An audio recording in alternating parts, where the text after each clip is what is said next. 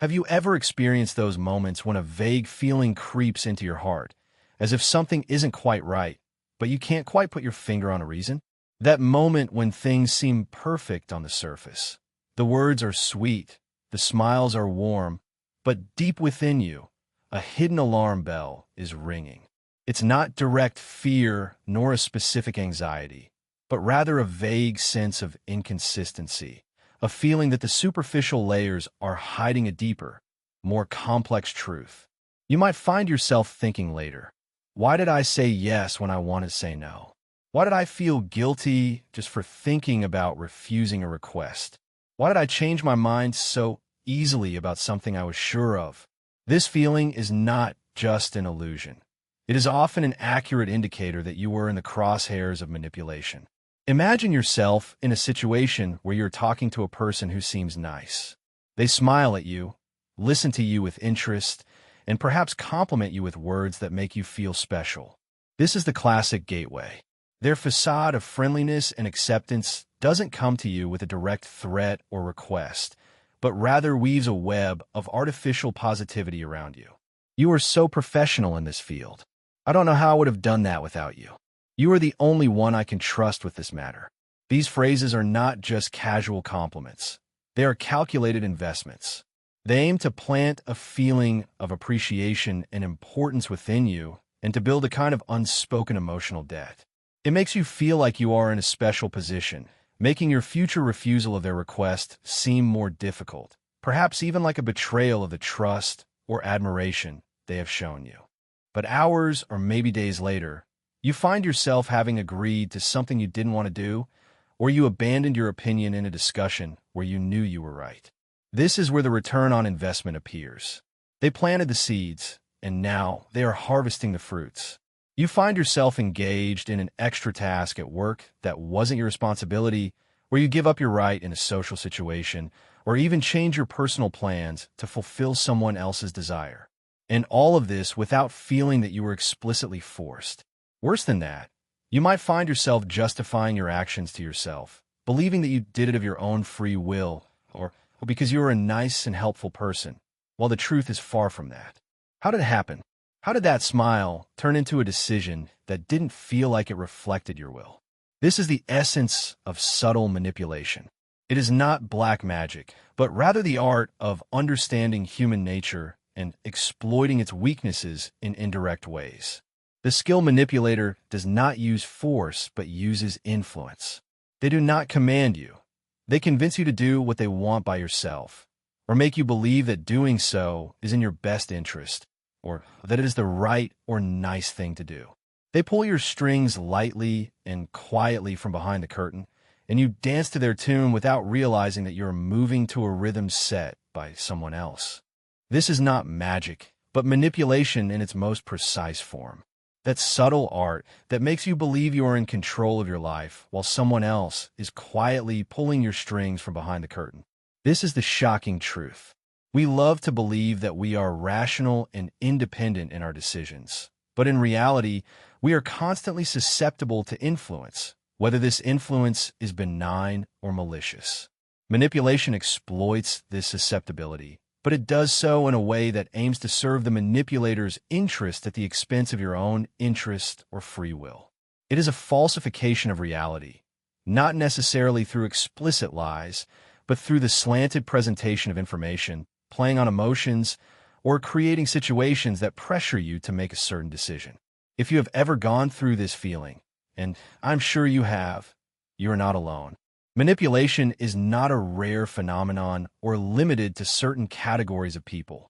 It is part of human interactions, present everywhere, but to varying degrees and in different forms. The disturbing truth is that manipulation surrounds us like the air. From the closest people to us, to the advertisements we watch, the news we hear, and even those seemingly innocent casual conversations. Think of complex family relationships where feelings of guilt or duty might be used as a means of control. Think of friendships where one party is always the one asking for favors or expecting sacrifices. Think of work environments where vague promises or veiled threats might be used. Think of marketing campaigns that play on your unconscious fears or ambitions. Think of political discourse that uses resonant phrases to bypass critical thinking. All these are forms of manipulation aimed at directing your behavior or convictions without your conscious consent. But the good news is you don't have to remain a victim. This is the pivotal point. Awareness is the first step towards liberation. When you understand how manipulation works and how it affects you, you can begin to build immunity against it. You can learn how to see beyond words, how to analyze hidden motives, and how to protect your emotional and mental space. Today, I will share tools inspired by the genius of Niccolò Machiavelli, the thinker who understood the nature of humans with piercing depth, so you can learn how to protect your mind and become the master of your decisions. Why Machiavelli? Because he was brutally realistic. He did not write about an ideal world that should be, but described the world as it really is, with its brutality, complexities, and true desires and motives. His book, The Prince, is not a guide for tyrants as some portray it, but a brilliant dissection of power, how to acquire it and maintain it in an imperfect world. And whoever understands the mechanisms of power and influence can also understand how to protect themselves from them. Machiavelli did not only provide tools for the ruler, he provided insight for those who want to understand the rules of the game. Imagine a life where no one can lead you where you don't want to go, where you see the tricks before you fall into them, and you move with confident steps in a world full of predators. This is not a call to live in constant doubt or to lose trust in others, but a call to live with vigilance, to be able to distinguish between good intentions and malicious intentions, between healthy influence and harmful manipulation, to possess the internal compass that guides you instead of letting others steer your ship. Are you ready to begin? Because what I will offer you is not just words, but a map to true freedom. This map will teach you how to recognize the signs of manipulation, how to analyze situations rationally, how to strengthen your internal defenses, and how to regain control over your choices. It is a journey towards reclaiming your sovereignty over yourself in a world that constantly tries to influence you. Think of those moments when you found yourself saying yes, while every part of you is screaming no. These moments are the starting points for understanding the mechanisms of manipulation working on you. Perhaps it was a friend who asked you for a favor that exceeded reasonable limits, or a manager at work who skillfully praised you before burdening you with an additional responsibility that didn't match your salary or time. Or even a loved one who used emotional language or reminders of sacrifices to make you feel that your refusal of their request would be cruelty or ingratitude. These scenarios are not unique. They are part of the fabric of daily interactions that may include elements of manipulation. These are not coincidences, but patterns that repeat because there are those who know how to press your emotional strings. Manipulators are not always consciously evil people. Some may do it unconsciously because they learn these patterns from their environment. But the result is the same. Your weaknesses or desires are exploited to achieve someone else's goal. They press on strings like the need for love, the fear of rejection, the desire to be a good and helpful person, feelings of guilt, or the need for security. Each of these strings can be played to produce the note they want from you. Manipulation is not always loud or obvious. It is like a gentle breeze that moves the leaves without you noticing its source. It creeps in quietly, slowly changing the course of events until you find yourself in a situation you did not choose, without clearly remembering how you got there. This is why it is difficult to detect and resist in the moment it happens. It doesn't give you something to directly resist. It changes the environment around your decision in a way that makes the choice they want the most attractive or the least resistant option for you at that moment. Niccolò Machiavelli, in his book The Prince, did not only write about politics, but about human nature, about how people are moved by fear and desire, and how those who understand these motives can control others without raising their voice. Machiavelli's vision was penetrating and direct. He saw that humans are not always fully rational beings, but are strongly influenced by their basic emotions, the fear of loss or pain, and the desire for gain or pleasure, including recognition and appreciation. The prince who understands these motives can rule not only by force, but also by managing these emotions in his subjects. He knows when to use fear, not excessive cruelty that generates hatred, but fear that generates obedience, and when to use promises or rewards that satisfy desire. But he did not leave us helpless. He gave us insight that we can use to defend ourselves.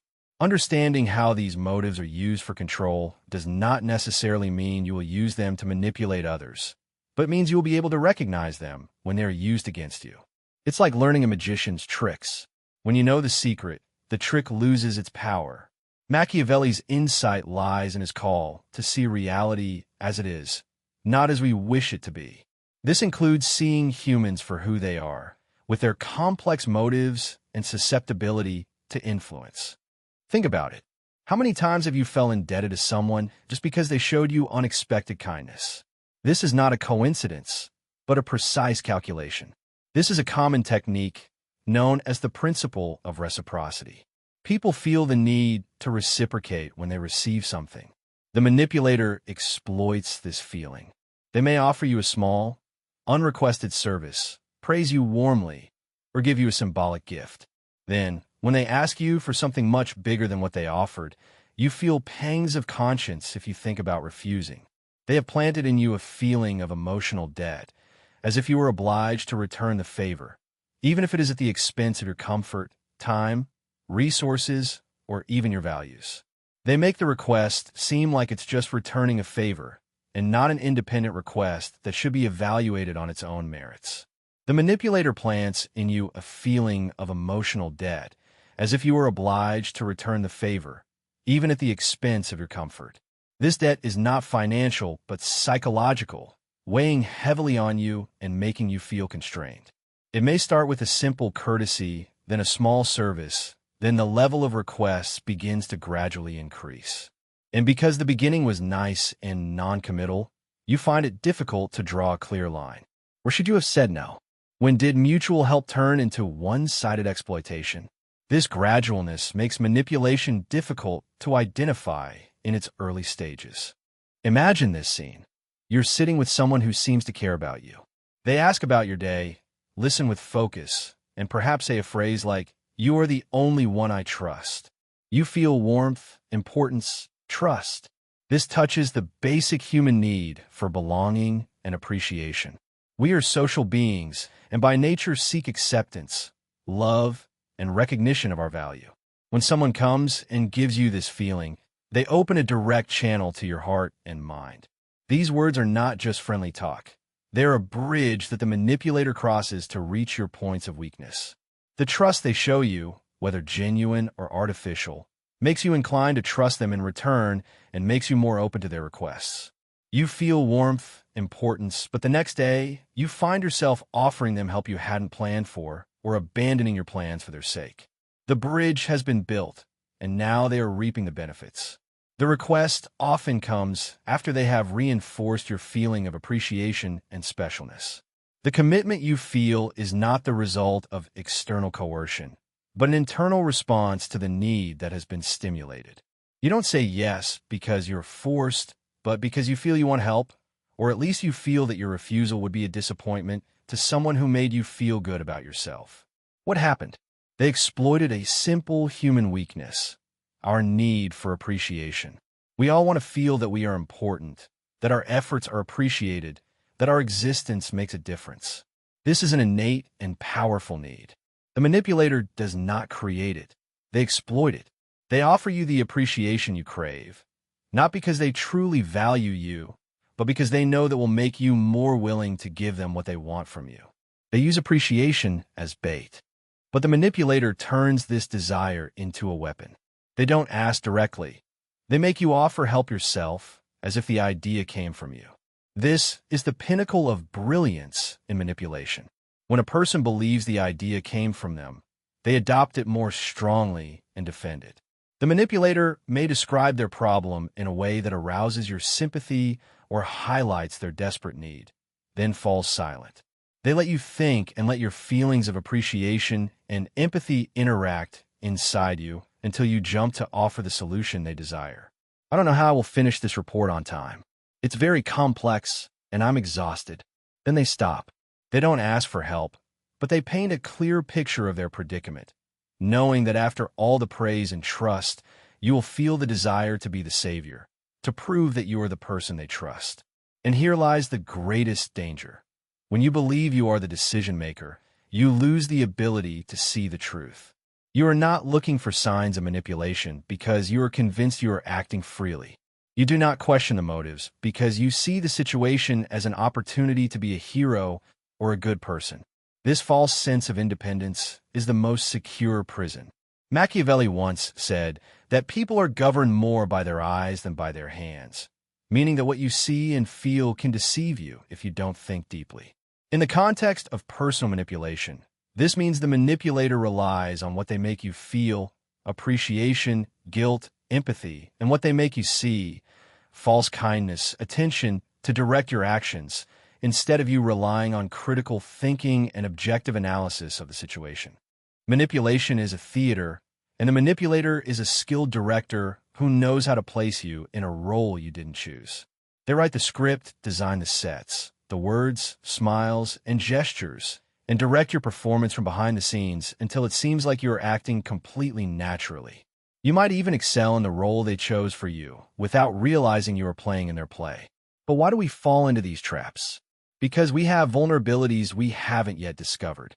These vulnerabilities are not moral flaws, but psychological and emotional weak points rooted in our experiences, upbringing, and human constitution.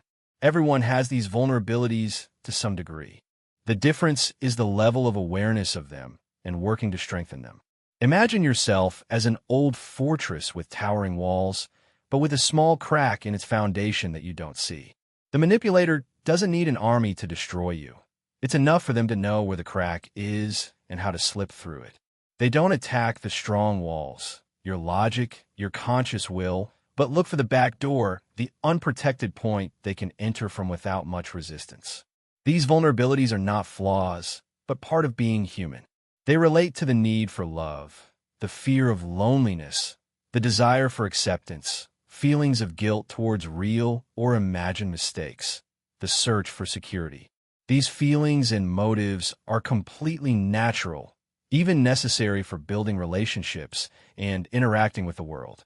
But they can be exploited. Perhaps you fear rejection, so you strive to please everyone. This makes the word no heavy and fraught with risk in your mind, because you associate it with loss of acceptance or love. The manipulator realizes this and offers you the acceptance you crave temporarily to ensure your agreement. Or you carry a feeling of guilt that makes you believe that no is a forbidden word, especially towards those who have given you something, even if it was simple or even unrequested. This feeling of debt or duty can be used to pressure you into doing things you don't want. Or perhaps you yearn for security, so you cling to whoever promises it to you, even if the promise is false. The fear of the unknown or loneliness can make you accept an unhealthy situation or submit to the manipulation of someone who deludes you into thinking they're your source of security. Think about your childhood. Did you rush to do something because you were afraid of losing someone's love? Did you learn to put others' needs before your own to avoid conflict or frustration?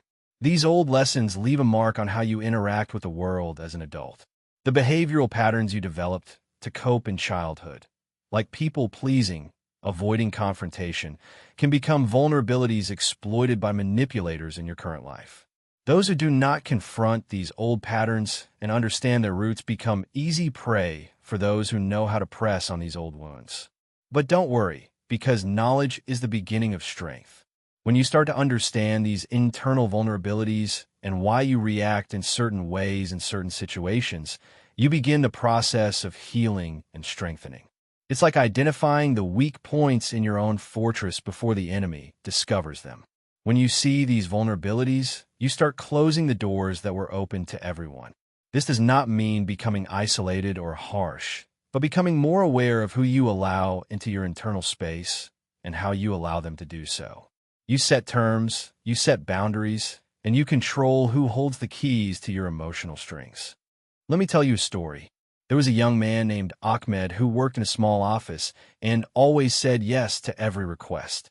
Ahmed was the epitome of an easily manipulated person due to his desire to please others or avoid conflict. Perhaps he was afraid of being seen as uncooperative, or perhaps he sought appreciation from his colleagues and boss. His colleague Yasser knew this well. Manipulators excel at reading others. They don't need much effort to discover who is easily influenced.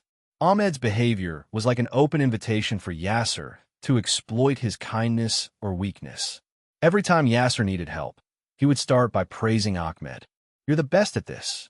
No one understands things like you do." This is the strategy of using appreciation. Yasser didn't say, "Do this for me," but said, "You are the best one to do it." He linked the request to Ahmed's value and competence, making a refusal seem like a denial of his worth or a lack of trust in his abilities. Ahmed felt proud and accepted the task, even if it meant unpaid overtime. The feeling of pride covered up the exploitation. The need to prove oneself or to excel overrides rational thinking about the cost, time, effort, pay. One day, Yasser asked Ahmed to complete a large report before the deadline, while Ahmed was planning to spend a holiday with his family. Here, the manipulation reached a significant level, a request that directly conflicted with Ahmed's personal plans and comfort. Ahmed agreed, but he returned home exhausted, feeling he had let himself down. Why'd he do that? This is the moment when the alarm bells started ringing inside Ahmed. Exhaustion and the feeling of self-betrayal are the price of conceding free will.